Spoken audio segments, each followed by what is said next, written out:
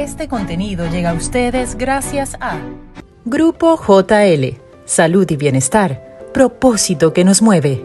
@grupojl.be. Vamos a avanzar con nuestro espacio de entrevistas. Yo tenía aquí programado que la entrevista iba a ser Google Meet, pero resulta que tengo una sorpresa que me encanta, me parece muchísimo mejor y ahora la entrevista es presencial. Estoy en compañía de Belkis Araque, bueno, muy conocida publicista por muchos, asesora de marcas, MBA en Administración de Negocios Internacionales y bueno, por supuesto la conseguimos en Instagram como @Belkis Araque. Bienvenida a Marcando la Pauta, Belkis, ¿cómo estás? Ay, Susana, encantadísima de estar aquí y súper nostálgica de estar en Unión Radio, que fue mi casa como por 10 años. Así es, estuviste en la locución en La Mega. En La Mega durante años. Muchísimos años. Es súper nostálgico, pero además encantada de ver la evolución de la radio. Así es. Y hablábamos hace rato justamente de la evolución de la radio, Belkis, porque sabes que hoy es el Día Internacional del Móvil, ¿no? De los celulares. Sí, correcto. Y cómo nos cambió la vida, cómo nos cambió el comportamiento de consumo de información, no solamente el consumo de información, sino el consumo de todo, el hecho de tener un móvil a la mano y también a través de ese móvil estar nosotros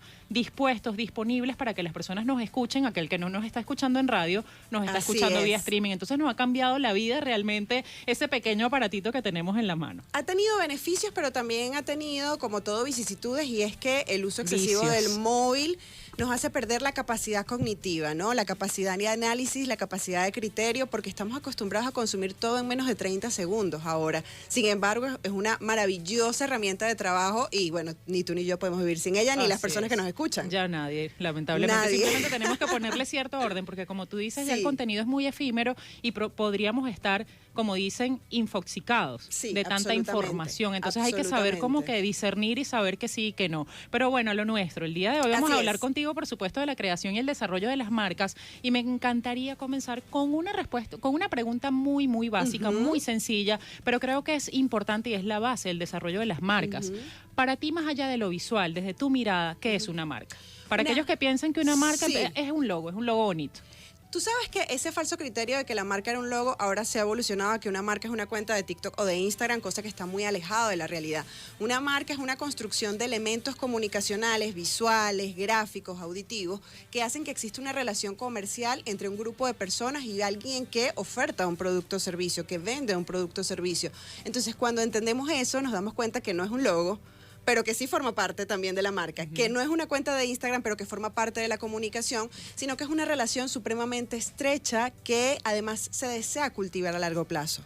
Así es, digamos que bueno, el logotipo, por supuesto, es la identidad visual de esa marca y las redes sociales hoy en día, sean las que sean, en algún momento el protagonismo lo tuvo Instagram, hoy en día TikTok, y así van fluyendo, obviamente se convierten en canales de comunicación con los consumidores de esa marca, pero no es la marca en sí. Absolutamente, no es la marca en sí, y es muy importante que los empresarios o los emprendedores que nos escuchen lo entiendan, porque centran el 100% de sus estrategias y de sus energías en tener una muy bonita cuenta de TikTok o de Instagram, y resulta que no miran los canales de comercialización, distribución, modelo de negocio, y luego se preguntan ¿por qué no he vendido? Bueno, porque no has puesto el foco donde era. A ver si tenemos una percepción compartida, Belkis. A veces tiendo a ver cómo se pone mucha expectativa sobre un community manager. ¿Por qué? Porque muchas empresas piensan que ahora me ahorro una agencia de publicidad o me ahorro un asesor de marca, ya yo tengo un community en casa, y entonces empezamos a pedirle a un community respuestas que probablemente no tiene la capacidad de dar porque evidentemente necesita un equipo. ¿Te ha pasado esto? Sí, al principio de mi carrera me pasaba mucho, sobre todo cuando mi posicionamiento no estaba muy claro. Me preguntaban incluso si gestionaba redes sociales. Durante un tiempo tuve una agencia de publicidad y un equipo que lo hizo, así que también pasé por ese lado. He pasado por todas las facetas para poder asesorar con base, y definitivamente el community manager a nivel de traducción es un gestor de comunidades que sigue unos lineamientos estratégicos de un equipo de trabajo en conjunto con el cliente y gestiona, como bien lo dice la palabra.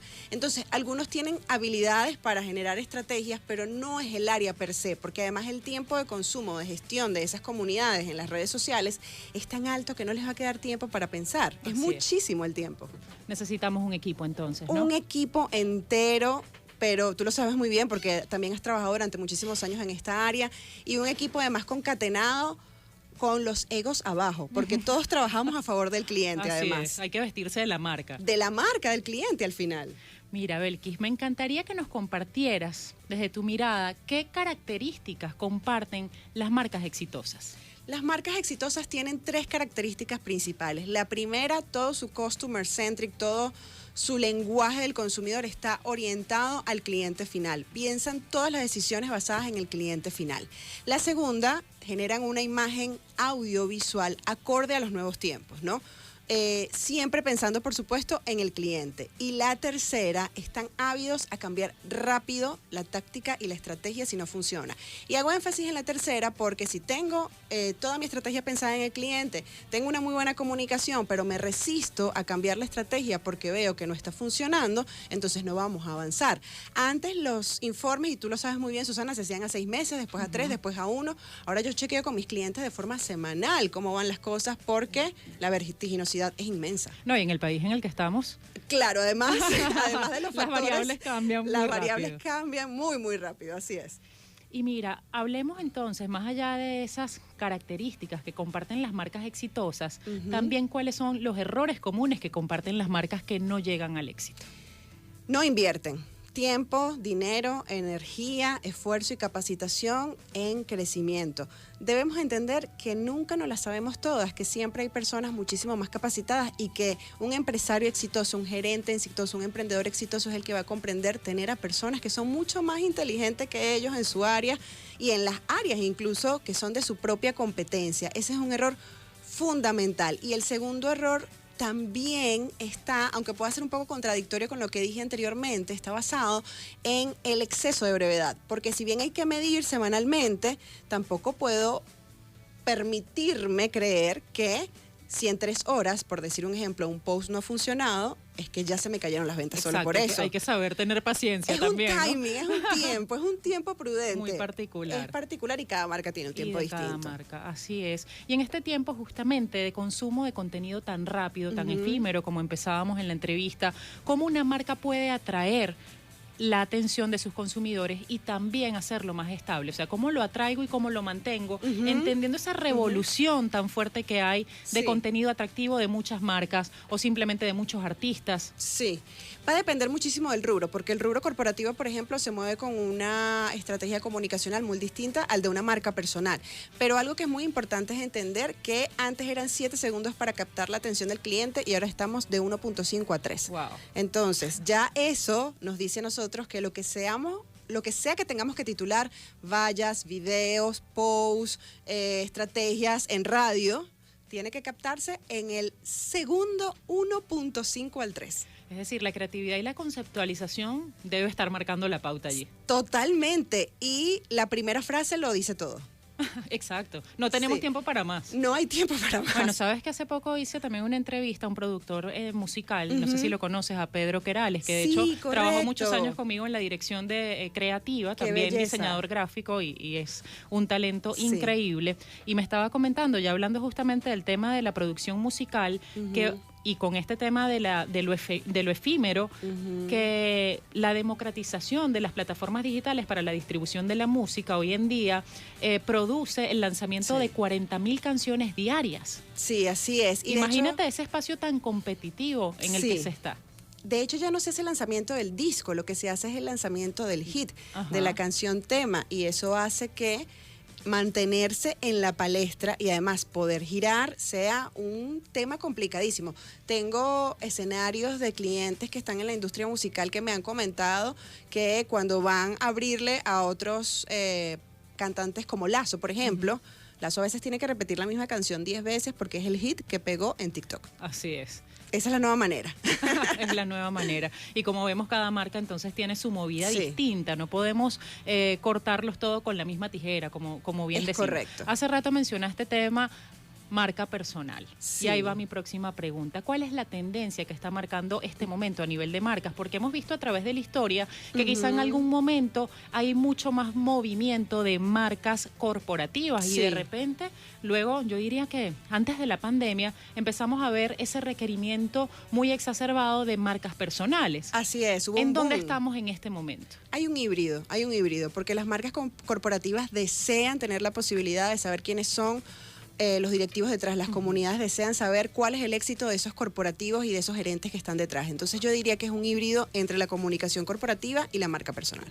La gente quiere saber qué humano está detrás de toda esa operación, ¿no? Y es lo importante que también sea coherente. Correcto. Que el que manda en esa empresa que estamos viendo con una identidad corporativa tenga relación en imagen, en la parte visual y también en la parte de los valores, ¿no? Sí, absolutamente.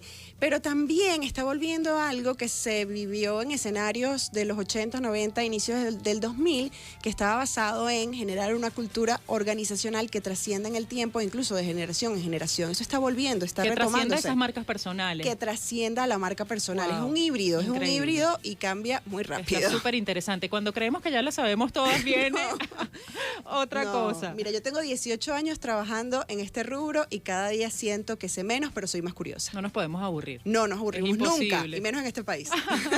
Así es, y mira, ya hablando tanto de inteligencia artificial, que si paramos este desarrollo que está volviendo loco al mundo, bueno, ya la inteligencia artificial la vemos aplicada en muchos aspectos. ¿Cómo impacta, desde tu punto de vista, la inteligencia artificial al desarrollo de las marcas y a las marcas en general?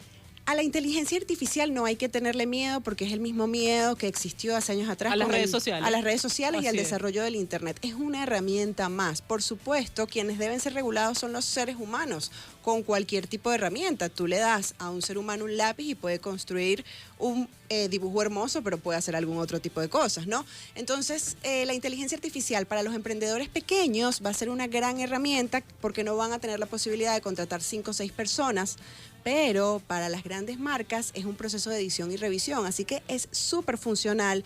No es que va a desplazar a unos sobre otros, es que simplemente va a depender de la capacidad adquisitiva que tenga ese emprendedor o ese empresario para poder usarla a su favor. Y probablemente lo que nos cambie también sean los procesos para lograr los resultados. Y la rapidez de esos procesos también. Ahora se puede generar un video de 30, 45 segundos, 6 minutos en menos de un minuto, entonces también va a ser mucho más rápido ese proceso.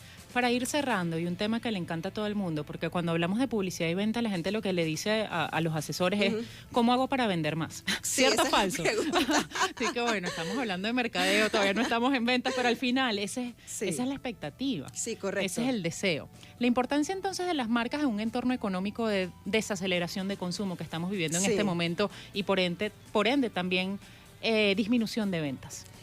Bueno, empezamos con una contracción económica según los datos de Ecoanalítica del 17%, ahora hay un alza del 10%, no es que hemos salido del 17%, estamos como que alzando vuelo un poquito. Sin embargo, uno de los factores principales, hay muchos y para cada marca es distinta, pero uno de los factores principales donde siento que los empresarios y los emprendedores tienen tanta falla es en su estructura de costos. Hay una fuga de dinero increíble en su estructura de costos por un lado y por el otro lado hay una exacerbación de cosas que no funcionan dentro de la estructura de costos y eso hace que ya al tener malos números no podemos hacer nada. Tampoco miden las ventas, no saben cuánto vendieron mensualmente, dicen vendí mucho, ¿cuánto es mucho? ¿Cuánto es mucho? Y como se dice, lo que no se contabiliza no crece. Los números no mienten y yo siempre le digo a mis clientes, en la primera asesoría nunca me quieres, pero después te prometo que sí, porque la primera me vas a ir queriendo un poquito. Me vas a querer un poquito porque la primera es cable a tierra total. Claro, totalmente. Alguien tiene que decir esa parte no tan bonita de la verdad. Esa soy yo. Para finalizar, Belkis, una recomendación que le quieres hacer a nuestra audiencia. La recomendación es entender que si hemos pasado escenarios más complejos que este, no nos asustemos por este escenario. Recordemos históricamente lo que hemos vivido los venezolanos y los latinoamericanos. Esto es solo una fase más que nos va a permitir mirar esas cosas de nuestra estructura de negocio que nunca habíamos querido mirar. Así es, estas son las palabras entonces de Belkis Araque, publicista, asesora de marcas, MBA en Administración de Negocios Internacionales, con quien estuvimos hoy marcando la pauta. Vamos a dar un corte musical, luego vamos a Plan de Negocios. Este contenido llega a ustedes gracias a Grupo JL, Salud y Bienestar, propósito que nos mueve. @grupojl.be